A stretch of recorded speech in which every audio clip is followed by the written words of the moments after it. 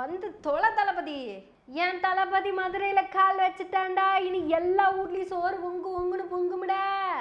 ஒரு வாட்டி முடிவு பண்ணிட்டா என் பேச்ச நானே கேட்க மாட்டேன். வெப்பண்டா டே வெப்பண்டா. எவன்டா சொன்னது? தளபதிடா, தளபதியோட ரசிகடா நானு.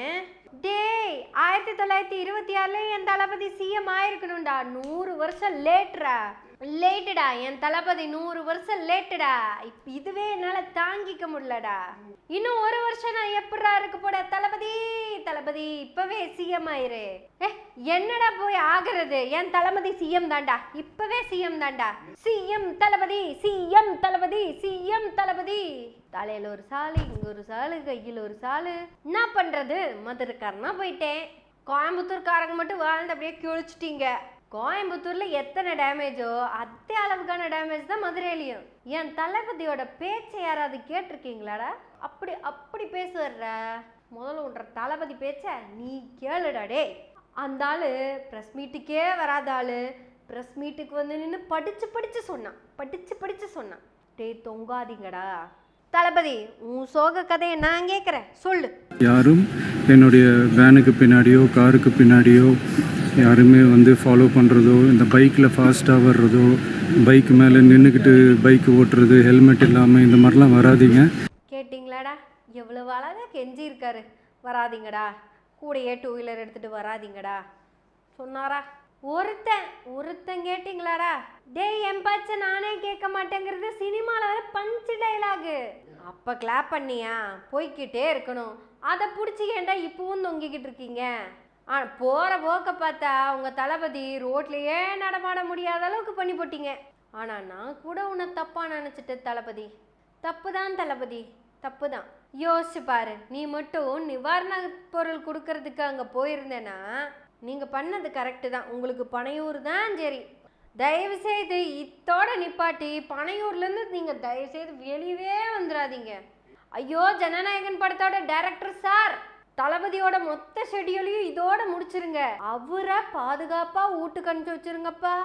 ஏண்டா ஷூட்டிங் ஸ்பாட்டில் போய் ஒருத்தனும் பிரச்சனை பண்ண மாட்டேங்கிறீங்க?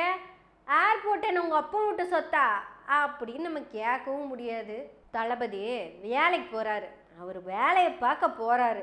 போர்க்களம் போன மாதிரிலாம் ஆயிப்போச்சு பாருங்க வீடியோவை. எங்கே பார்த்தாலும் செருப்பு செதறல்கள். எவன் செருப்படா இப்படி விட்டு போயிறீங்க?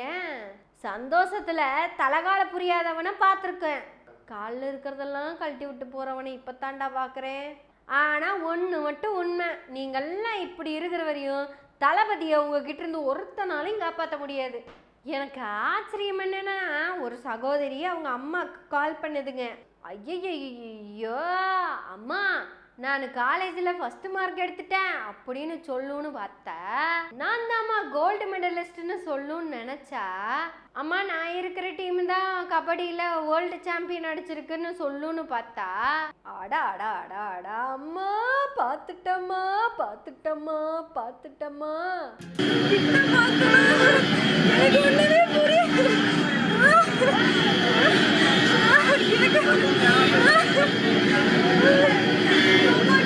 அப்படியே கட் பண்ணா எனக்கு ரிக்ஷா மாமா அப்படியே ஓடிட்டு இருக்குதுங்க. ஐயோ பார்த்துட்டான்னு கவுண்டமணி கத்துன கத்து அந்த புள்ள கத்துன கத்துக்கும் சிறிது கூட டிஃப்ரென்ஸே இல்லாமல் உட்டை கூட அவ்வளவு மேட்சாக இருக்கு. எப்படி தங்கங்களா, இப்படி தங்க பிள்ளைங்களா வர்றீங்க? சரி, நேற்று பார்த்துட்டு அம்மாக்க கூப்பிட்டு கதறினேன். இன்னைக்கு என்ன பண்ணிட்டு இருக்க? ஐயோ பார்த்துட்டேன்னு நீ கத்துன கத்து நம்ம வித்யா வீரப்பனோட அழுகாட்சிக்கும் பெரிய வித்தியாசமெல்லாம் இல்லைம்மா. வித்யா வீரப்பன் கொஞ்சம் அழுது காமிச்சிருங்க. உங்க பர்ஃபார்மன்ஸ் எல்லாம் மறந்து போயிட்டாங்க. எங்க அப்பா மாதிரி ஒரு ஆம்பளை பிள்ளையா பிறந்தேன்னு இன்னைக்கு நடந்திருக்கிறதே வேற. நான் அமைதியா நின்று உயிர் போற வரைக்கும் நான் அமைதியான முறையில இந்த மக்களுக்காக நிக்கிறேன்னு நினைக்கிறேன். கரெக்டு தான் வித்யா. உயிர் உள்ளவரை இந்த மக்களுக்காக நான் நிற்பேன். நீ எதுக்கு ஸ்டேஷன் போனன்னு தெரியல, இந்த பிள்ளை எதுக்கு ரோட்டுக்கு போச்சுன்னு தெரியல. அவன் வேண்டாத வேலையை பண்ணி ஸ்டேஷனுக்கு போனதுக்கு நீங்கள்லாம் எதுக்கு சப்போர்ட் பண்ண போனீங்கன்னு தெரியல. இங்க ஒரு ஆள் வேலையை தாண்டா நான் பார்க்க போறேன்னு கதறாரு. விஜய் சொல்லுங்க. நான் இன்னைக்கு போகிறது வந்து ஜனநாயகன் படத்தினுடைய வேலைக்காக போகிறேன்.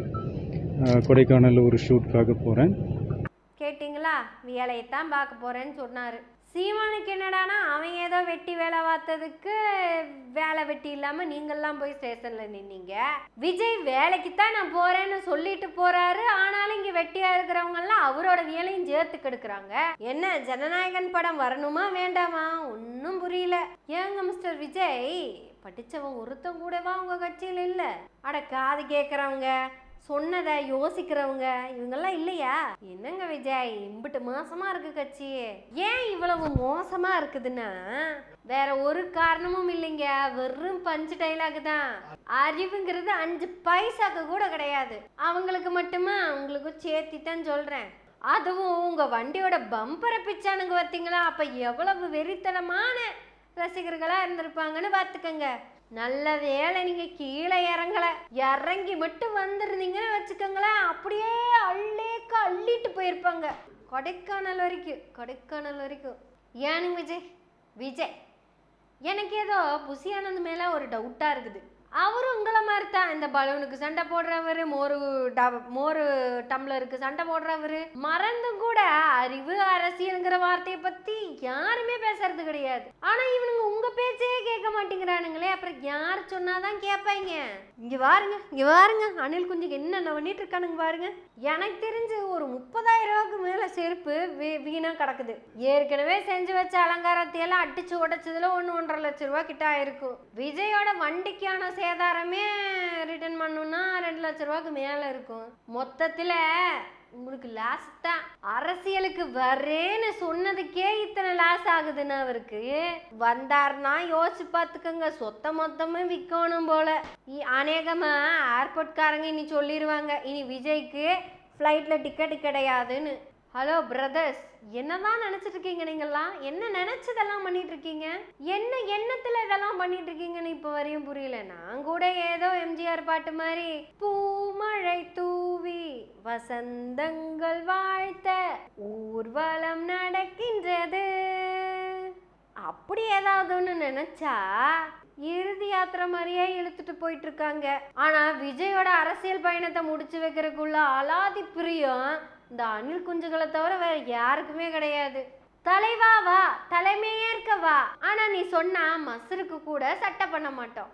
நான் கூட என்ன அளவுக்கு இங்க இவ்வளோ பெரிய கேட்ட போட்டிருக்காங்களே அரண்மனை மாதிரி அப்படின்னு நினைச்சேன். கண்டிப்பா வேணும். முடிஞ்சா இன்னும் கொஞ்சம் மேலே ஏத்திக்கங்க, இல்லைன்னா நீங்க நிம்மதியா தூங்க முடியாது. நீங்க ஒண்ணு வட்டுங்க, இந்த மாதிரி நீங்க வெளியே போறீங்க அப்படின்னா உங்க வண்டியை சுத்தி எலக்ட்ரிக் ஃபென்சிங் போட்டுக்கங்க.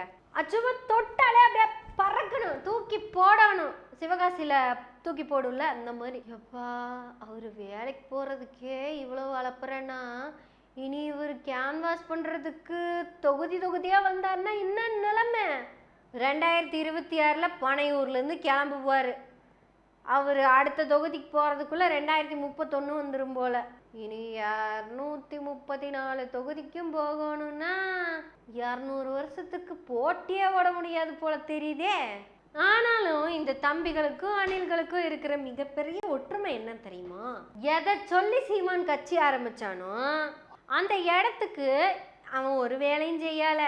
அதே மாதிரி தான் விஜயும் இந்த மக்களுக்கு ஒண்ணுமே பண்ணல, கனியா காமிச்சுக்கிட்டது தான். ஆனாலும் தம்பிகளும் அணில்களும் தாவிக்கிட்டே இருக்காங்க. ஏலே நாங்க சொல்றத கூட விட்டுருங்க, உங்க தலைவன் சொன்னதையாவது கேட்டிருக்கலாம்ல. ஈவன் அவர் அட்வைஸ் கூட உங்களுக்கு பண்ணல, ரெக்வஸ்ட் தான் பண்ணாரு. நான் என் பொழப்ப பார்க்க போறேன், என் பொழப்புல வண்ணலி கொட்டிடாதீங்க, நான் என் வேலையை பார்க்க போறேன்டா, நீங்களும் உங்க வேலையை பார்க்க போங்கடான்னு கெஞ்சறாரு, கதறாரு. ஆனா பாருங்க அவர் சொன்னது அப்படியே ஏத்துக்கிட்டு நடந்துட்டு இருக்கிற அணில்களை பாருங்க. நீங்கள்லாம் சேர்ந்து தான் நாட்டையே திருப்பி மல்லாக்க போட போறீங்க. ஆனால் எனக்கு தெரிஞ்சு ஒரு கட்சி அழிஞ்சதுக்கு காரணம் அந்த கட்சியினுடைய உறுப்பினர்கள் அப்படிங்கிறது மிகப்பெரிய வரலாறுப்பா. இதுதான் அந்த வரலாறு. தமிழ்நாடு சமீபத்தில் 2 மாபெரும் கட்சிகளை பார்த்திருக்கிறது. ஒன்று நாம் தமிழர் கட்சி, இன்னொன்று தமிழக வெற்றி கழகம். இந்த நாம் தமிழர் கட்சி தலைமையாலேயே கெட்டு போகுது, இந்த தமிழக வெற்றி கழகம் தொண்டர்களாலேயே கெட்டு போக போகுது. இந்த 2 கட்சியும் சேர்ந்து தமிழ்நாட்டுக்கும் தமிழ் மக்களுக்கும் எதை நல்லது பண்ண போறாங்களாமே. நீங்க முதல்ல கட்சியை காப்பாத்துங்க, அப்புறம் ஜெயிச்சு மக்களை காப்பாத்துறத பார்த்துக்கலாம். ஏன் தளபதியே கொடைக்கானல் போயிருக்கிறீங்க, முடிச்சு போட்டு தான் வர போறீங்க கொடைக்கானலை. எனக்கு தெரிஞ்சு நீங்கள் நிம்மதியாக சோறு கூட சாப்பிட முடியாது. ஏன்னா அம்புட்டு வெறித்தனம் நெஞ்சுக்குள்ள குடி இருக்கும் ஆனமசனம் வெறித்தனம். ஏர்போர்ட்டை உடைச்சிருவோம் வெறித்தனம். அண்ணன் காரு பம்பரையே நொறுக்கிடுவோம் வெறித்தனம்.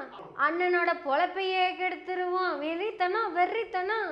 எங்க சொத்து பத்து எல்லாத்தையும் அழிச்சிருவோம் வெறித்தனம். இதுக்கு பேரு தான் வெறித்தனம். அப்படியே பாடிக்கிட்டே போங்க, ஆனா புன்னகையோட போங்க. நன்றி, வணக்கம்.